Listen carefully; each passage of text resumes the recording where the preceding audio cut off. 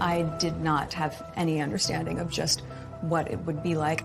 I try to warn you as much as possible. It was meant to be a happily ever after, but it turned out to be anything but a fairy tale. 2 years after the nation celebrated, it could not have been a happier, more glorious day. But then things started to go downhill. How has it all gone so wrong? We had this unpredictable couple who were going to do things in a very different way. When did the cracks start to show? The so-called Fab Four dream disintegrated step by step. Where did the problems really lie? If you compare the newspaper coverage of Meghan to any of Harry's past girlfriends, it's quite shocking. They don't seem to be in touch with the mood of the nation anymore. And was it ever really going to work? It's not enough to just survive something, right? Like, that's not the point of life. You've got to thrive. As they try to start a new life in LA, they're going to war with an old enemy. Last night came the surprise announcement that she is suing the Mail on Sunday. It would be much better if Meghan and Harry simply said nothing. Were the signs of trouble there from the very start? And what does the future hold for Harry and Meghan?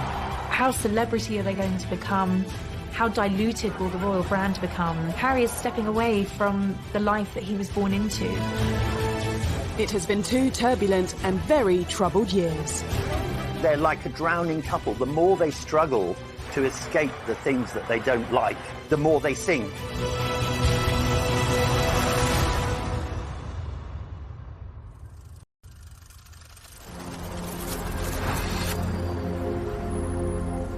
Harry and Meghan have changed the regal backdrop of Windsor for the luxurious Hollywood Hills.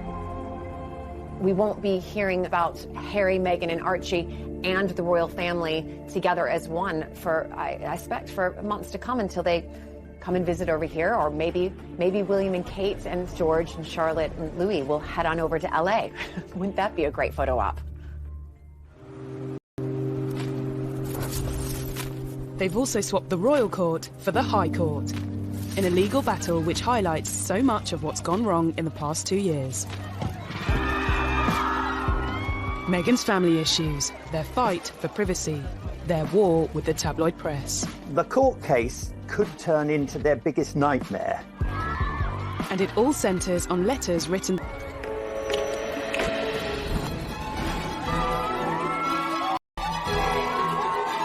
Only 2 years ago, Harry and Meghan's wedding had been a day when Britain basked in the sunshine and the warm glow of a royal couple, all set to transform the future of the monarchy. The mix of the tradition and the new and the mix of cultures totally embodied in one church service. And billions of people watched that service and were moved to tears, both by the romance of it and by what it represented. We celebrated with them, but were the seeds of their troubles already clear to those who looked?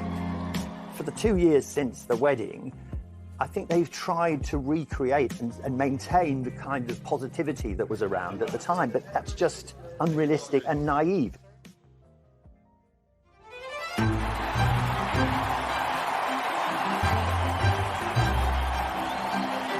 Less than 10 years ago, Harry watched older brother William marry his queen. The future heir to the throne had officially settled down. But the younger prince didn't look likely to follow suit anytime soon. This was quite a difficult period in Harry's public image because whilst people loved the sort of cheeky, chappy image, once he was constantly being photographed falling out of Sloane nightclubs on the King's Road, people did start to slightly turn against him. Pressure on the prince's love life had also been building. After 2 long-term relationships came and went. The first love, Chelsea Davy, who he fell head over heels in love with, she had to look into the goldfish bowl of royalty and to realise absolutely this wasn't the life for her. Harry was disappointed. His second relationship with Cressida Bonus, an actor, and she too didn't like the idea of media intrusion. When you marry into the royal family, you have to give up so much individually. as a person, or at least that's what's expected of you. Girlfriend-wise, you know, it's just my private life, so it's a different story. But yes, I am very, very protective. Obviously, it is part of my life. It's something that is part of the baggage that comes with me. I wouldn't say that Harry was unlucky in love. He just hadn't found the right one until Meghan came along. And when American actress Meghan Markle did come along, she looked set to change everything. When Meghan first appeared with Harry, she seemed absolutely perfect. The fact that she was American, she was a career woman, she was mixed race. She brought a whole lot of new things into the royal family that the royal family needed. In this strong, striking, confident woman and the scrutiny of being in the public eye. But the nation's favourite prince, with a divorced Hollywood A-lister, raised some eyebrows from the start. Much attention was paid to her mixed heritage. Harry's fallen in love, and there were people happy about that. But then on the other side, there were people, the papers, the mainstream papers and the tabloids, talking about her in a very negative sense. People were already painting her in ways that it was clear they knew nothing about her, but it suited their negative narrative to call her what she's not, without any evidence. It is, and it was, racist. If you compare the newspaper coverage of Meghan compared to any of really Harry's past girlfriends, you know, it's quite shocking. The press has always denied racism. In November 2016, Prince Harry confirmed his relationship with Meghan in a statement telling the tabloids to back off. Looking back, was this an early sign that it wouldn't be business as usual? Harry issued this quite extraordinary statement attacking some sections of the media he wasn't going to tolerate, the kind of invasive techniques that once surrounded his late mother. He couldn't protect his mother because he was only a small boy, but boy was he going to protect Meghan. In the explosive statement released via his press secretary, Harry also asked the media to pause and reflect before any further damage is done. This statement packed a punch. It was Harry speaking in a way that he had never done before, and he was talking about levels of harassment, unacceptable levels of harassment, how Meghan had been the victim of sexist, racist comments and commentary and negative articles. He was clearly a very, very angry man, and actually, to a degree, he had a right to be. Prince Harry has always had a level of mistrust towards the media. But this was one fight that was always going to have an unhappy ending. The palace thought it was unnecessarily antagonistic, and as though Harry was somehow spoiling for a fight. He went about it in an aggressively confrontational kind of way. You cannot control the media. The Queen has managed to reach a position where she's very rarely criticised, because when she, in the past, has occasionally been criticised, she says nothing. It would be much better if Meghan and Harry simply said nothing. A year after Harry's unprecedented statement, news broke that he and Meghan were engaged. The nation's favourite younger brother decided to give us all some good news today by announcing he was to marry the likeable Meghan Markle.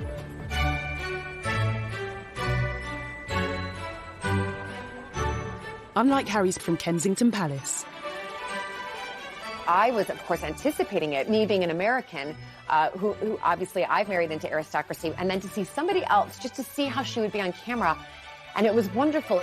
What were we doing? Just roasting chicken and Trying to roast chicken. Trying to roast the chicken. And it was just an amazing surprise. It was so sweet and natural and very romantic.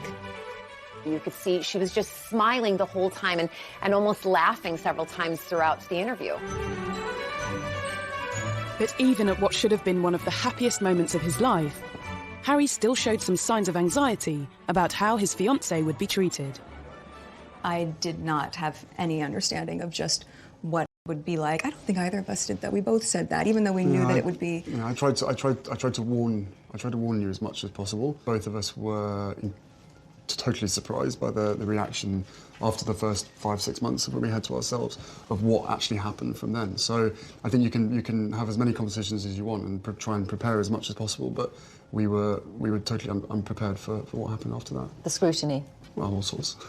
You could see that the old thorny issue of Harry's relationship With the press was raising its head again. The news that the world's most popular prince was set to marry a Hollywood actress sent the world into a frenzy. Their wedding was an unforgettable day, but could this story ever really have a fairy tale ending? Things were said and done in the run-up to the wedding that both sides regret that had caused irreparable damage.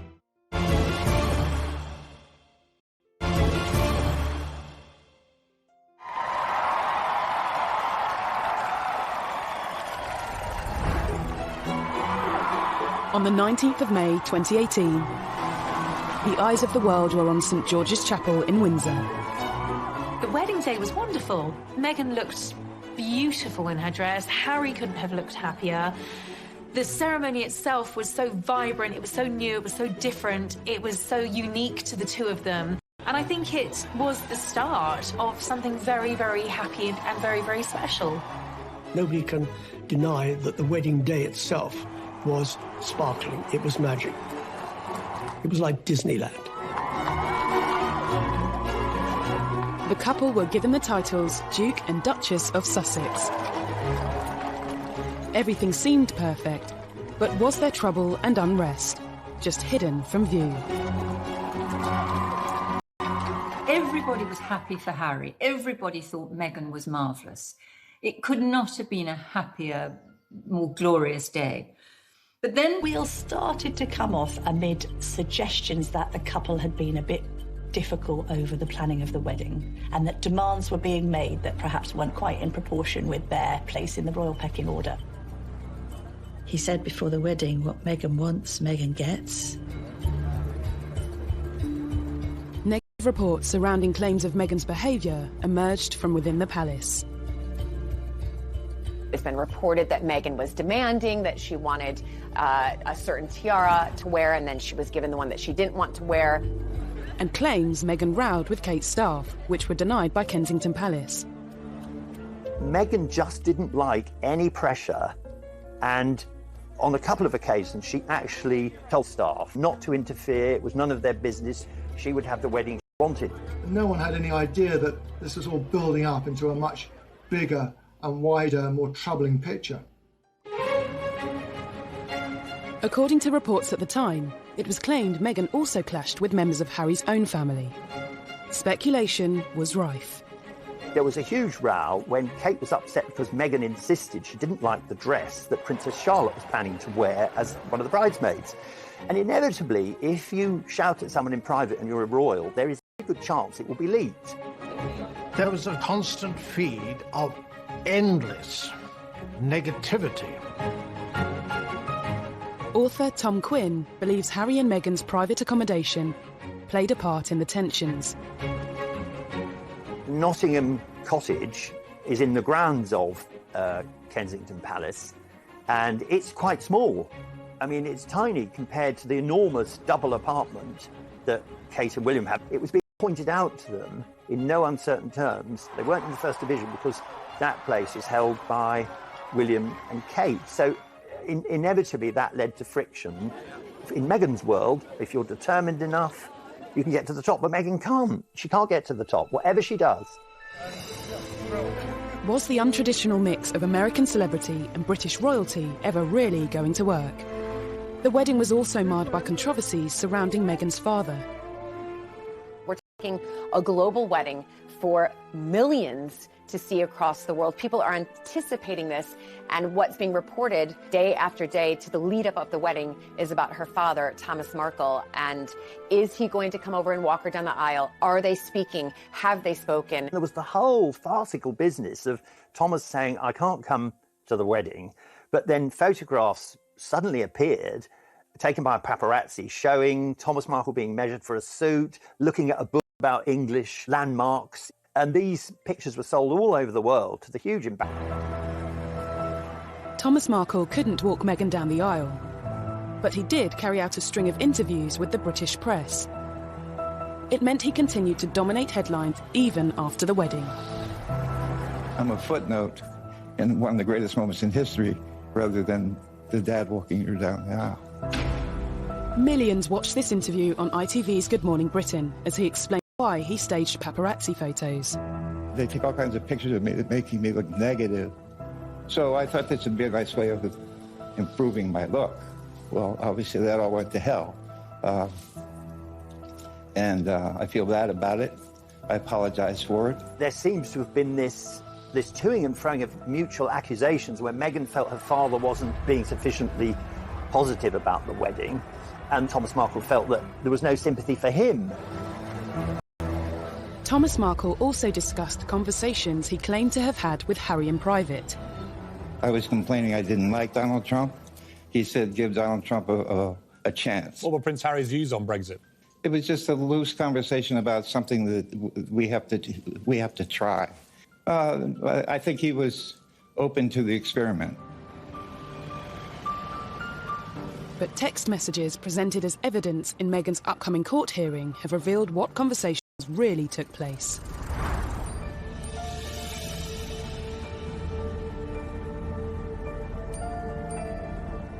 We now know what Harry was really thinking as newly revealed texts from him just before the wedding warned Meghan's father about talking to the media.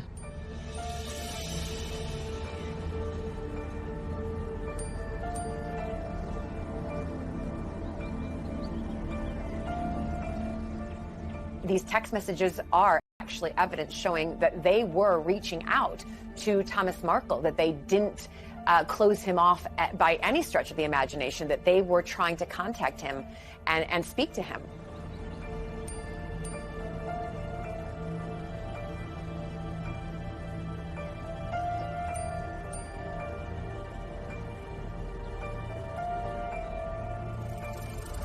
The private messages also showed how Meghan made attempts to speak with her father. Not sure the royal family as a whole will be affected in any way by the publication of these texts, but they won't like the fact that Meghan and Harry have shown once again that they're not very good at dealing with the media.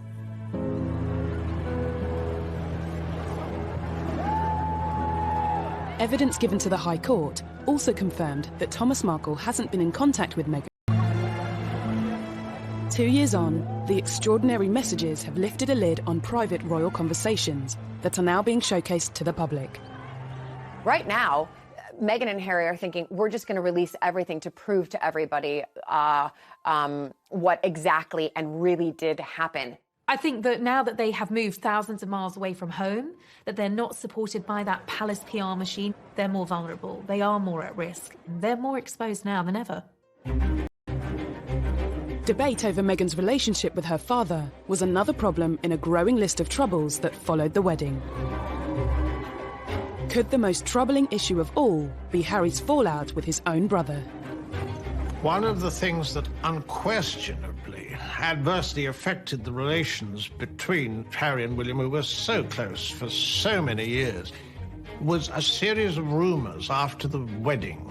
William expressed doubts to Harry whether or not he was too quick in being engaged to Meghan.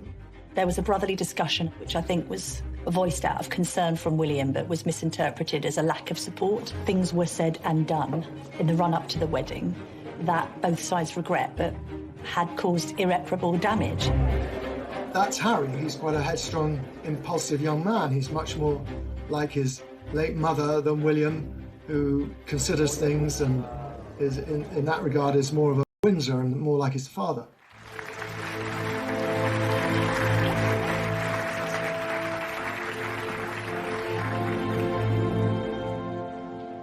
The alleged rift between Harry and William cast doubt over the future of the Fab Four, the title given to the brothers and their partners after they joined forces for the Royal Foundation charity.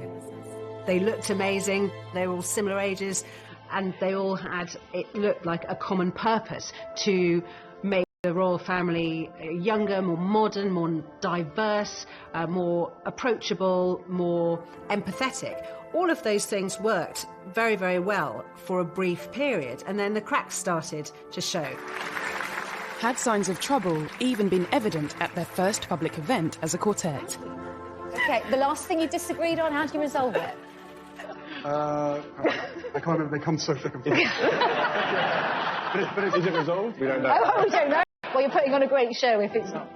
The so-called Fab Four dream disintegrated step by step. Despite the troubles within their family, it wasn't long before news broke that the Duke and Duchess of Sussex was starting their own. The real crunch came when Archie was due to be born. Even before the birth, Meghan's celebrity lifestyle... Now, nothing wrong with going to a baby shower. That's what Americans do. We don't do it so often in the UK, but they do it in America. It's a common practice.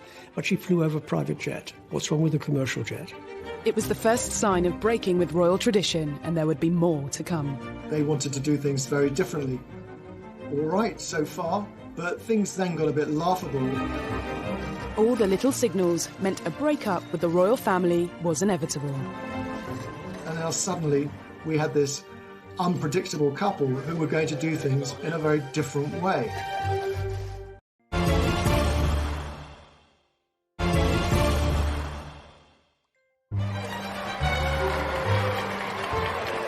For decades, new additions to the royal family have been welcomed to the world on the famous steps of the Lindo wing of St Mary's Hospital in central London.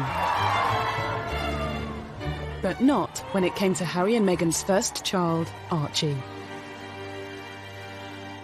I'm very excited to announce that Meghan and myself had a baby boy early this morning, a very healthy boy.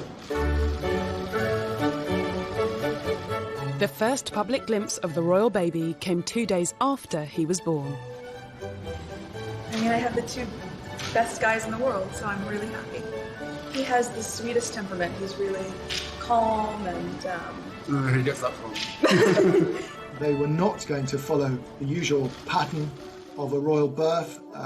They wouldn't say, A, where the baby was going to be born, or when it was born. They would make the announcements on their terms, at a time that suited them.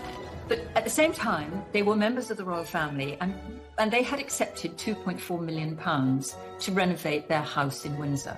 I think the public felt that they had a right to get excited about the birth, to maybe wait outside the hospital, wait for a glimpse of mother and baby and father to come out. When the public was denied that, that really rattled the press. They didn't like it. As well as denying the papers a front-page picture, Harry and Meghan also kept their choice of godparents private. Looking back, a telling sign that big changes were on the horizon. I think that this was their way of saying, oh my gosh, the more we give to the press, the more they take and write not very kind articles about people or about our lives. So they just thought, we're going to start stepping back so that they have nothing to write anything damaging about. But it was very much Harry and Meghan not just wanting to do their own thing, but wanting to say, we're signalling a change. Things are not going to be the same anymore. We're an independent unit. The couple had already begun forging their own path, moving from Kensington Palace to Windsor in time for Archie's birth. Then, a month later, they split from William and Kate's Royal Foundation, marking the end of the Fab Four. Their appearance 18 months earlier at a Royal Foundation forum proved to be the first and last time the quartet would appear at such an event together. Do you ever have disagreements about things? Oh, yes. Can you really have four very big personalities with different backgrounds, with Meghan and Kate, and different futures with William and Harry? Can they really be a cohesive group that can work very happily together? They probably should have separated at the very beginning and not tried to be a quartet. As a new family, Harry, Meghan and Archie toured Southern Africa.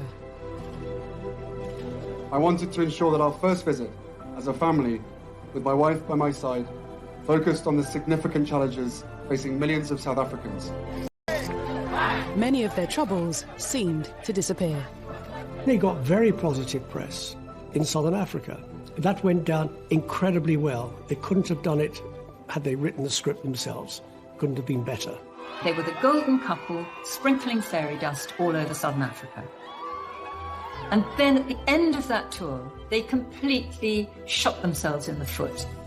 This led to the ITV documentary where they talked about being so deeply unhappy as senior members of the royal family, which hit the world like something of a thunderbolt. In a revealing documentary, Harry and Meghan expressed their true feelings and the problems bubbling under the surface. There's been a lot of talk in the press about rifts with your brother. How much of that is true? Look, we're brothers. We'll always be brothers. We're certainly on different paths at the moment, but I will always be there for him, and as I know, he'll always be there for me. I don't know what the impact on your physical and mental health of all the pressure that you clearly feel under. Thank you for asking, because not many people have asked if I'm okay.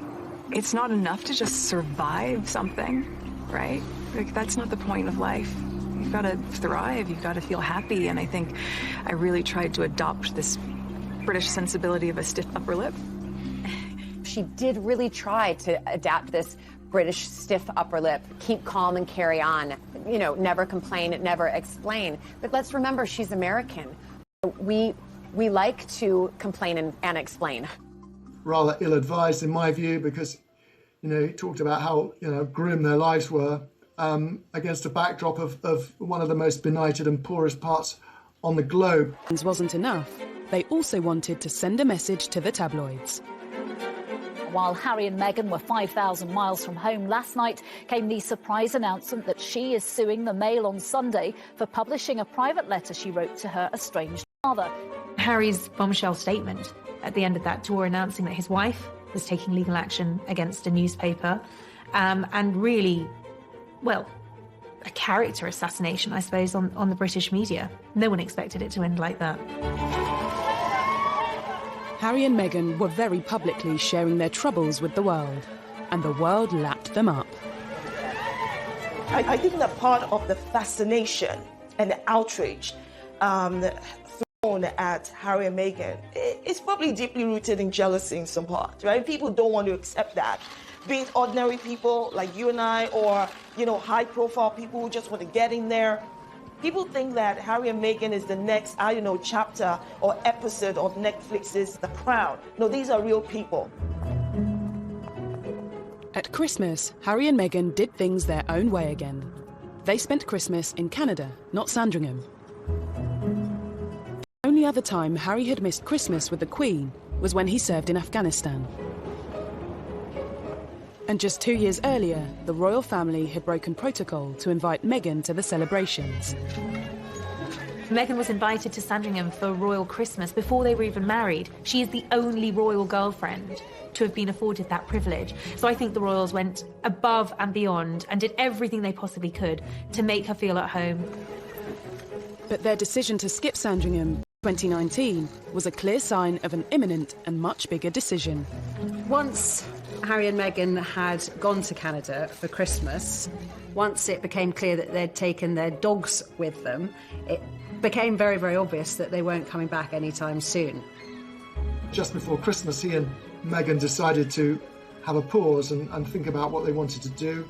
They went off to Canada, and when they came back, it was announced early in 2020 that they were going to remove themselves from royal life.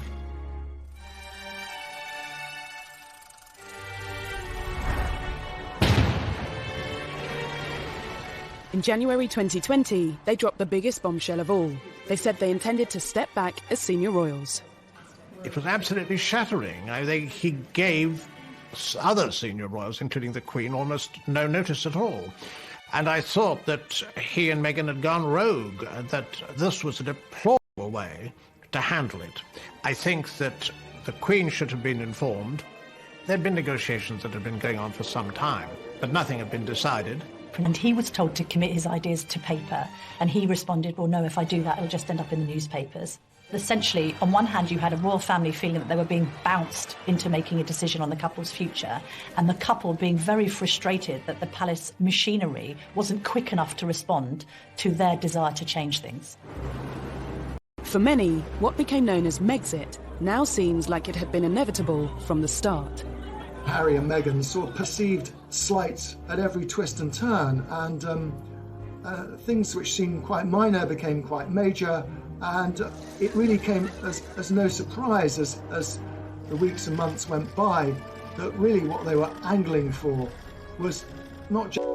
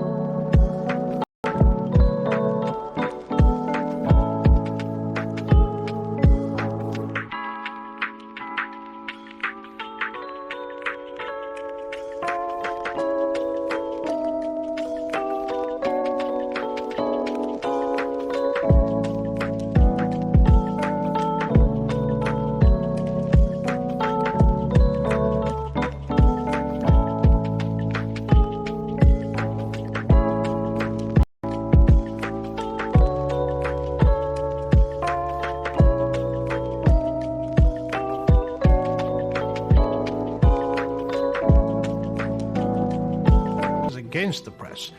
This could lead to the ultimate horror that Meghan could appear in court, at least in theory, against her father, Thomas.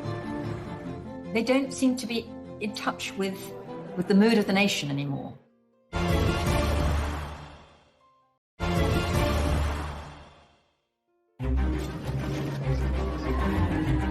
In the 2 troubled years since their wedding, Prince Harry and Meghan Markle have made no secret of their feelings towards the tabloids. Looking back, Harry has long been vocal about what he sees as press intrusion. They still upset me and I still read them. Why, I do not know.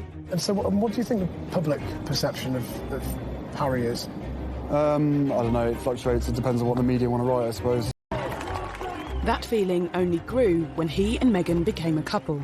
Anything, positive or negative, it just didn't make sense. Being part of this family in this role, in this job, every single time I see a camera, every single time I hear a click, every single time I see a flash, it takes me straight back.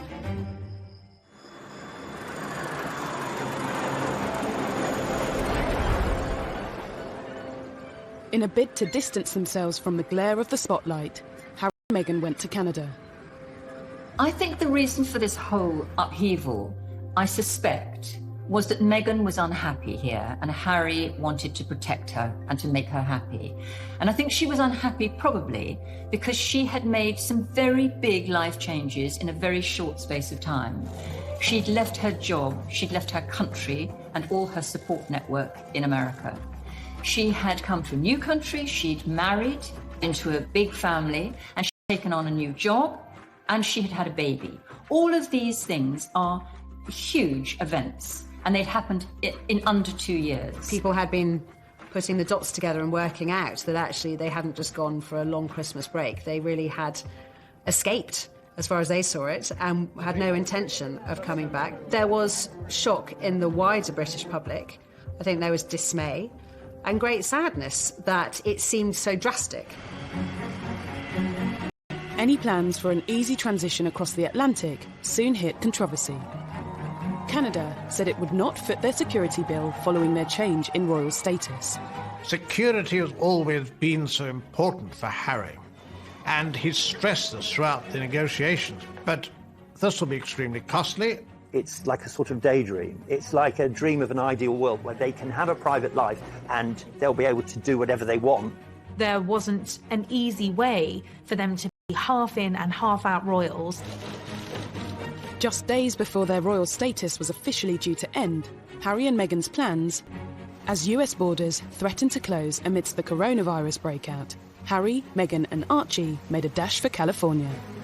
Harry, I think, decided, probably quite impulsively, which is in his nature, to get Meghan back to her comfort zone. Their original plans have sort of fallen in tatters. They've got to decide what it is they want to do, how they want to do it, when they want to do it, and where they want to do it. They've got advisors around them, and I hope they're getting the right advice, because the right advice is not just about what is good for Canada and the United States, it's also what is not going to bounce back on the monarchy and on the institution. It's important that they take that into consideration as well. As Harry and Meghan attempted to settle peacefully into LA life, their battle with the British press continued. Their long-awaited court case Meghan is suing Associated Newspapers for misuse of private information, breach of data protection and copyright infringement, after a letter she sent her father was published by the Mail on Sunday. This is a private letter to her father expressing, her feelings, and having that released absolutely will cause distress on anybody. But to do so, she and Harry have had to reveal more personal information in court. They don't like being written about in the British tabloid press, but at the same time they are suing, and that will come out in the courts, all of the text messages and the documents. So they must feel very, very confident that what they have to show will, in one sense, vindicate them. Absolutely. They want to use this opportunity to change the narrative about Meghan being this distant daughter who doesn't care about her father. Clearly, it means a lot to her personally to be able to say, none of these things are true. I got in touch with my father. I tried to help my father. It was difficult to reach my father. He wasn't responsive. The reality is that they have to do this. And whether they win the court case or not, they're the first to do it, and I think that means a lot. The first round went in favour of the Mail on Sunday, with the judge dismissing some of Meghan's claims against the publisher, including allegations that it acted dishonestly. The judge threw out, in the preliminary hearing, threw out some of the allegations that Meghan and Harry had made against the Mail. He described them as irrelevant, just not part of anything the law could look at or decide on. But that was just the opening battle. When the case goes to trial, it could all get really uncomfortable. If you want less press intrusion, yet you launch court cases against the press, this could lead to the ultimate horror, and that would be that Meghan could appear in court, at least in theory, against her father, Thomas, who has contributed to a great deal of the adverse publicity that they've received.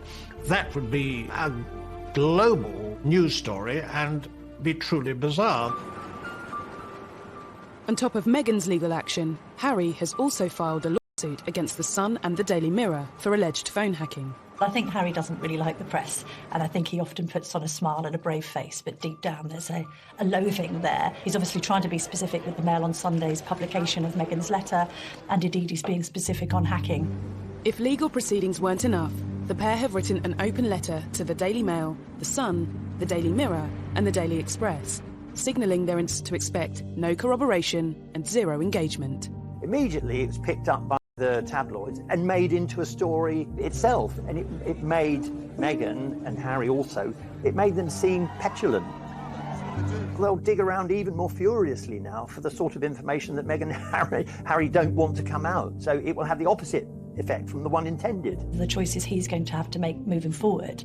But that absence of palace protection, which he did find frustrating, there is a sense that even before Meghan was on the scene, he was growing sick and tired of being told what he couldn't do by the palace. I'm not quite sure what it is that they want.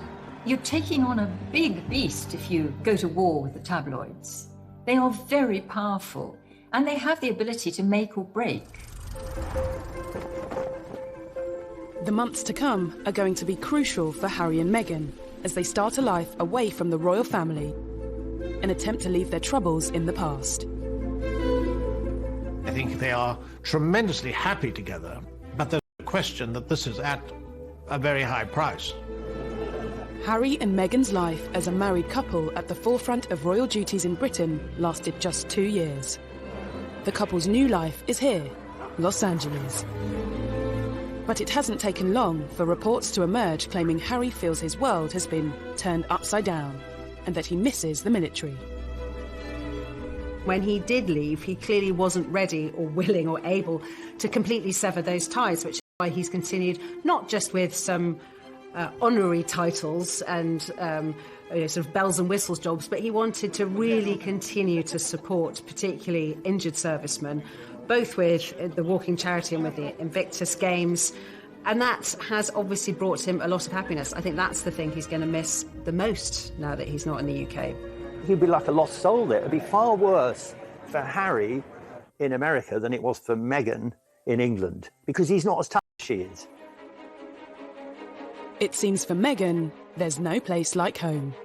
If you look at the photos when we were first kind of introduced to Meghan, she was in yoga leggings, she was in her Ugg boots, she was casual, and then all of a sudden she moves over here and she's in, stockings, or as I would say, pantyhose, wearing a dress, having to wear a hat, full hair and makeup, heels all of the time, and all of a sudden they've gone back to North America and she's back in her yoga pants and, her comfy boots and casual, and going back to how probably she has been living her whole life apart from this little blip when she was living here for, less than 2 years. How are you making it no different from some of us that pack up our bags and go live in Australia or New Zealand or move to South Africa or decide whether or not you're getting what you want from the place? And maybe they plan to be there for a short while, for a long while. I don't know. And can I be honest? It's not my business. While the couple have been stateside, there have clearly been some things they've missed back in the UK. Reports claim Harry is back in touch with William, and the whole family video called the Queen.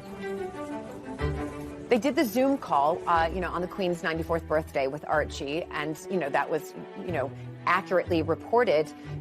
This is her grandson. This is her great-grandson. So the Queen's always going to have a connection with Harry and vice versa. Even that was reported in two ways. Some viewed it as a cynical PR move. Others said Harry and Meghan can't win. They were simply showing they've not forgotten their family. I think Harry loves his grandmother, the Queen, and he won't want to do anything to embarrass her. I think that will be in his mind first and foremost, along with protecting Meghan and Archie. Harry and Meghan may have very little control over what is written about them. But with a new bombshell biography on the horizon, is this a sign that they are trying more than ever to be authors of their own future? A tell-all book would really quite shock everybody. I don't think that they're really even worried about the damage to their reputation.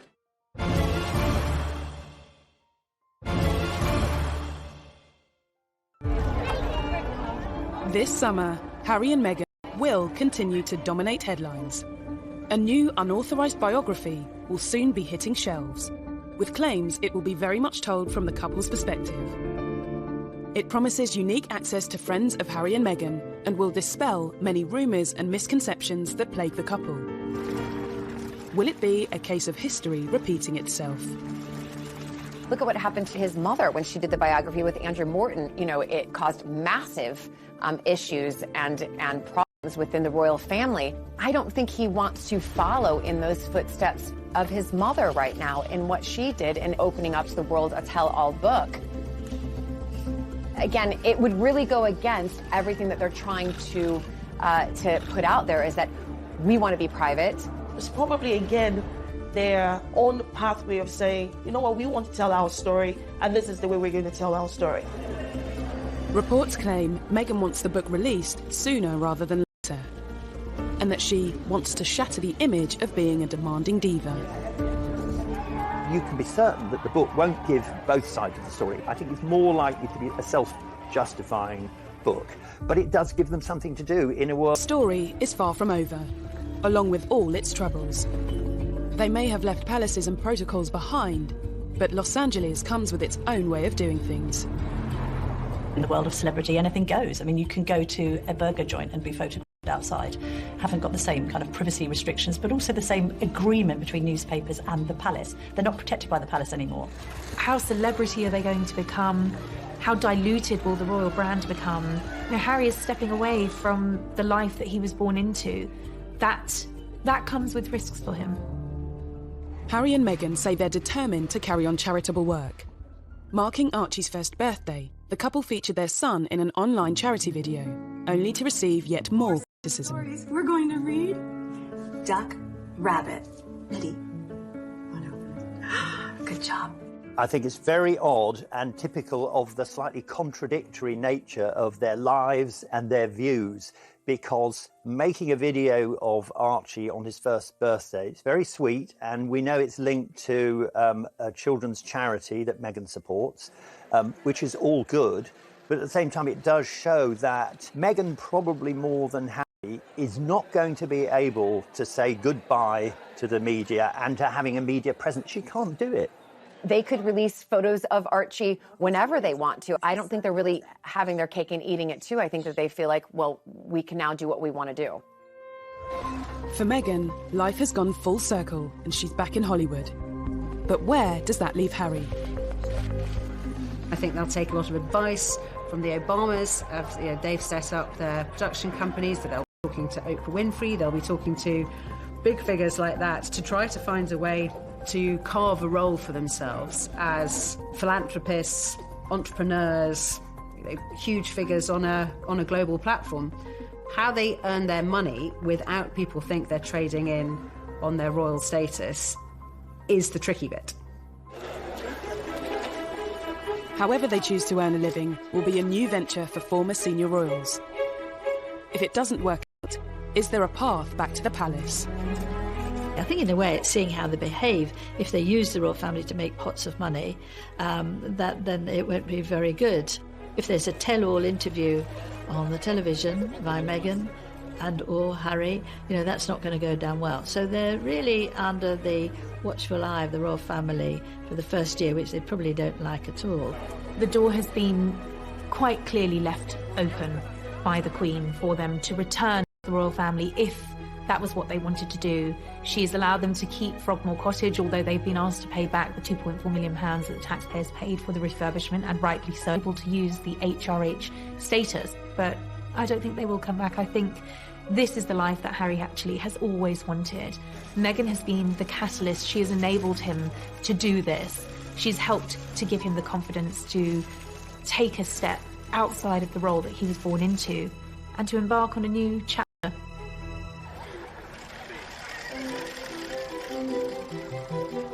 They may be at the start of a new chapter, but it's been a troubled 2 years for Harry and Meghan.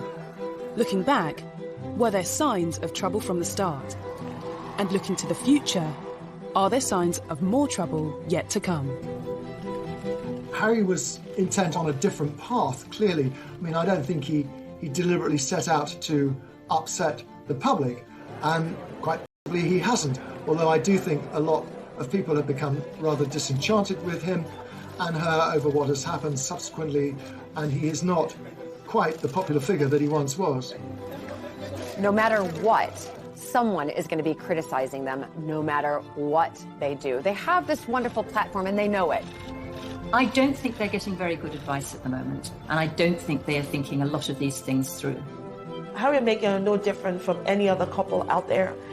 This is one of the fights that they have to undertake together.